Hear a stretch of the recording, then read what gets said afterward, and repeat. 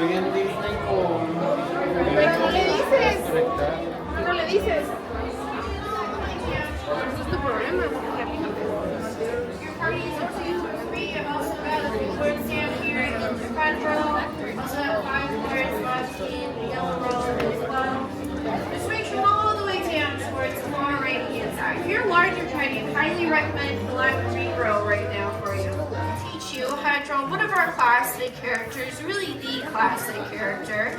I've also got my friend Thomas at the very top here to help us out. So that if your pencil happens to break, he can help you out with that. You just want to make sure you use your hand nice and high and keep it up so we can spot you.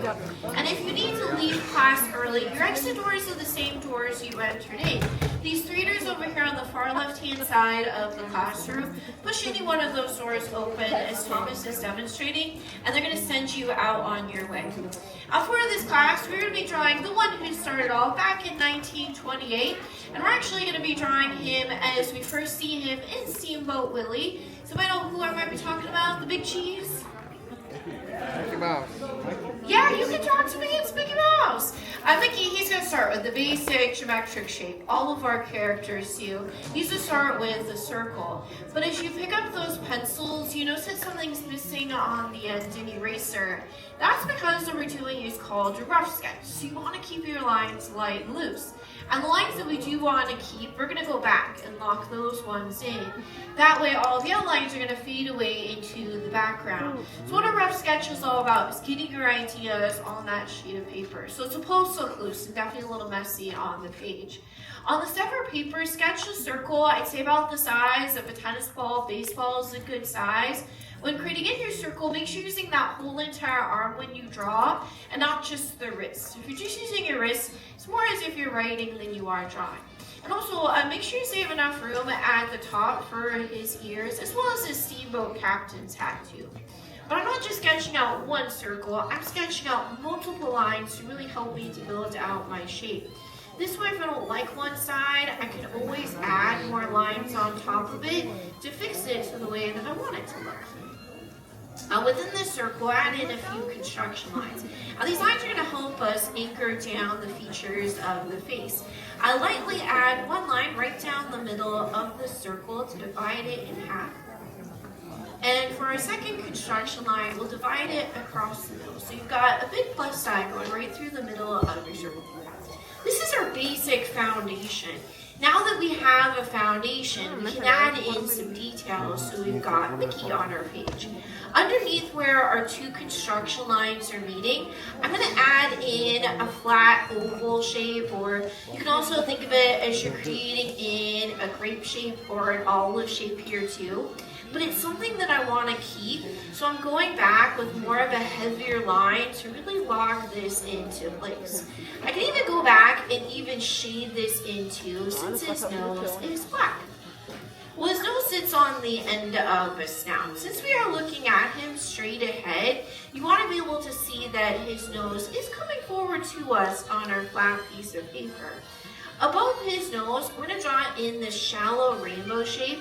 So I'm just stretching this here on either side of his nose. Mickey's a pretty happy guy, so we want to give him a nice big smile. To add in his smile, it's going to sit about halfway between the bottom of his nose and the bottom of our circle. So halfway in between, I'm going to give myself like a little tick point. And halfway between the side of the nose and the side of the circle on either side, giving myself little tick points in here for him. I'm just going to connect all 3 of these together, drawing in this big stretched out like a U shape. So I'm really giving him this big happy day smile. I mean, because he lives at the happiest place on earth after all. I mean, you've got lots of friends as well.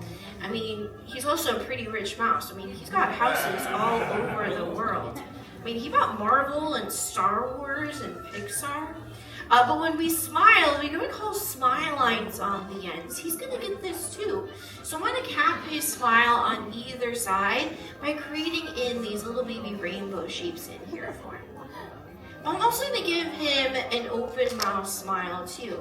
Now in this early 1928 style, he had a wider open mouth smile in here for him. So I'm going to stretch this out from the side here of his smile. I'm going to stretch it down towards the bottom of the circle and curving it right back in towards the other side in here for him. With his mouth open, we'll be able to see his lower lip, and that's by adding in just another letter U shape, just sitting right underneath our first one. This one I'm going to start here along the outside of the circle, and it's following that same shape here along the outside, showing a little stretch is happening there for him. It's not all staying confined into our circle. But with his mouth open, we'll be able to see something inside. What might we see? Yeah, his tongue. His tongue is two hill shapes that sit next to each other. So I'm going to sketch out one little hill shape in here for him. And two little hills. You can also go back and even shade along the backside of his mouth too to really add in some contrast into your sketch. But with him having this open mouth smile, his cheeks are getting pushed up on either side here of his face. Sitting right up above his smile line and right on top of our construction line, I'm going to create in this rainbow arch. I'm just going to push it all the way over towards the side of the circle.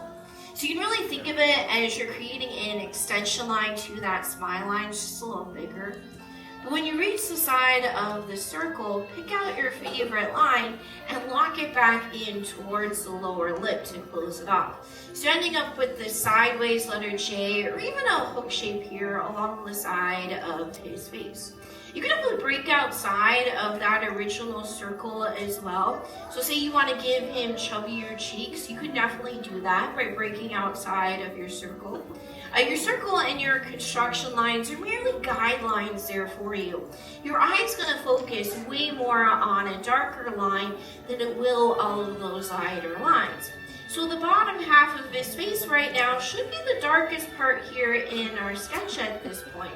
But how are our drawings turning out so far? Okay.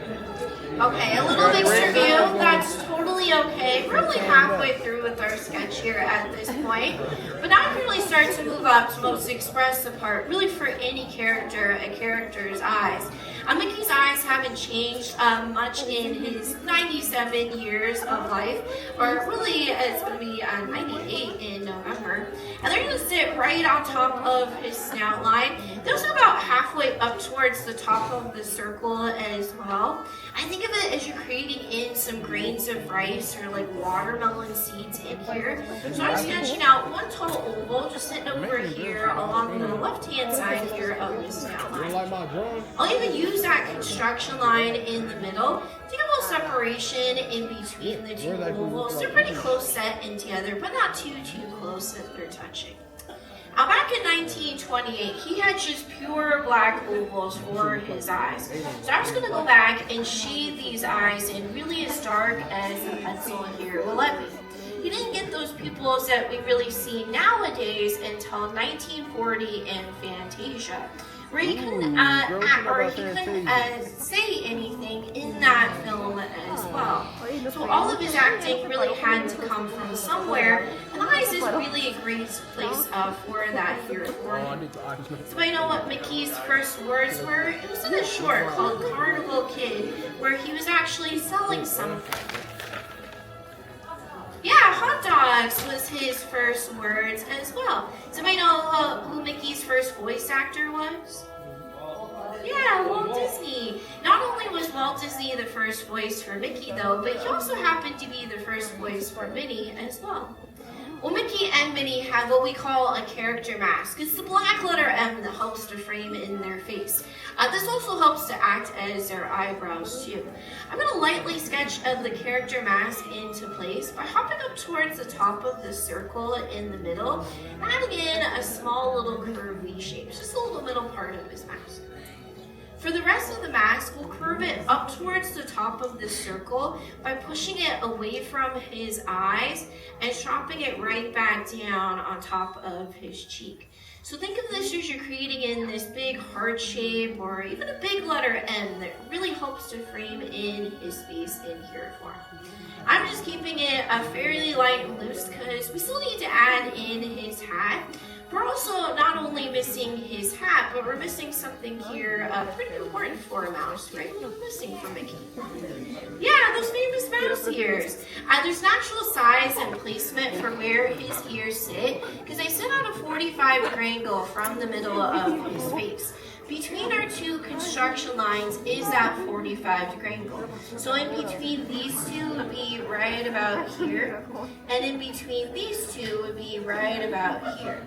Now it's always better to go too big with the ears and too small, because if you make them too small, you can end up looking as if he's more of a bear cub or even a chipmunk on your page instead of a mouse. And his ears are also about half the size here of his face.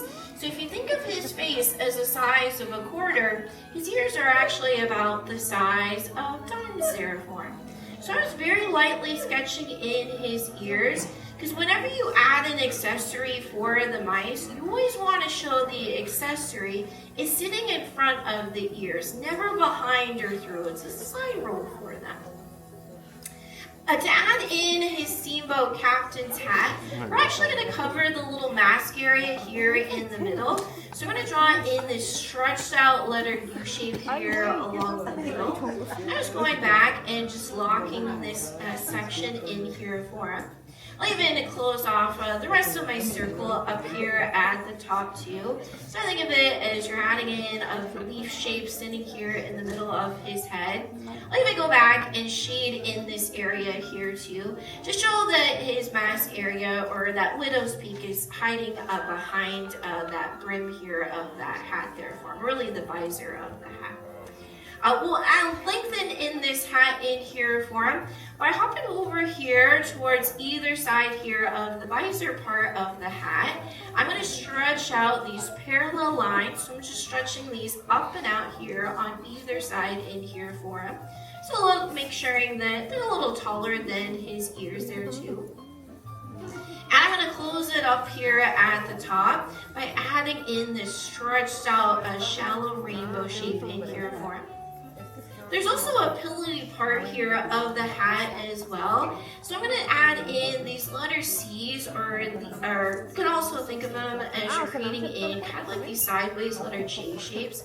So we're just stretching out these letter C shapes here on either side. I'm just going to connect them here in the middle by adding in another rainbow shape up here at the top.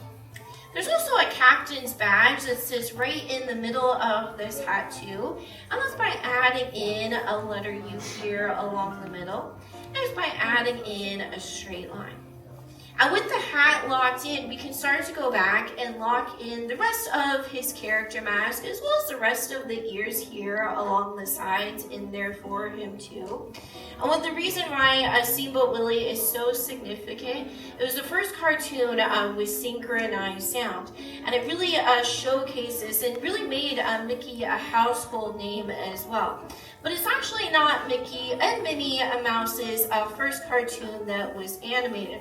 That's actually Plain Crazy. Galloping Gaucho was the second, and Steamboat Willie was the third. But Walt Disney really wanted to showcase his synchronized sound, so he released Steamboat Willie first. So it is recognized as both Mickey and Minnie Mouse's birthday is November 18th, 1928, the debut date of Steamboat Willie. I'm just going back and just locking in the ears here along the side. So anything that's not being covered up by that top portion of the hat. You can even go back and even shade in the character mask as well as his ears since they're black. And if you use the side of the pencil, this is going to help to give you this nice even tone, and you won't get those little scratchy marks there either. It also helps to go with shading a lot quicker too, just by using the side of the pencil as well. So you can cover a lot more ground by using the side of the pencil. But really the last step an artist needs to make though is a signature. And you can sign your name wherever you feel it fits best. And after all done, you have sketched out your very own Mr. Mickey Mouse, the one who started all. He also made a club made for you and me as well. Well, how did we all do? Not so good. Wow, okay, that good. Did we have fun? Yeah. That's the most important part about about drawing because we've been having fun with this here anyway. Well, I want to see each and every one of your sketches before you go. So on the count of 3, go ahead and show me how you all did. And don't forget to take a look around because everybody drew in different. All right, so 1, 2, 3. Mickey Mouse, let's see Mickey Mouse. Very nice job over here. Looking great in the back rows as well. Nice and dark here with their sketches so I can see them. 3 big smiles here for Mickey too. Looking good. You followed all the steps. Well, I'm impressed with each and every one of you. You all graduate from the Animation Academy. Give yourselves all a big round of applause for graduating. Congratulations. Now that you graduate, you can come back for another class, in which you'll be drawing a different character. I'll leave you here with Thomas. He's going to help you on out. And class is dismissed. Bye. Let's have a great big round of applause for your amazing artist, Katie, everybody. Well, thank you all for joining us here at the Animation Academy. The doors on your left, the same 3 doors that you entered through, are now open for you to exit through. Please exit only through those 3 doors. When you stand up, do us another favor. Put those drawing boards right back where you found them, up against the back of the seat. Pop the pencils right back into the spring just the way you found those as well. Thank you. Gather up all personal belongings, for goodness sakes. Don't forget your backpack, your hat, your glasses, your cell phone, and of course your drawings. Take your drawings with you. Keep them if you like. And if you don't want to keep your drawings, then help us recycle by folding them neatly in half and dropping them into the recycling basket, which is right at the bottom of the ramp as you exit. While you're in the building, why not go say hi to Crush the Turtle over at Turtle Talk, or head down into the Sorcerer's Workshop. You can keep drawing down there. We got table space and pencils like these down there too. Or head across the street and check out Mickey's store on Magic. Right now, we everybody stand up.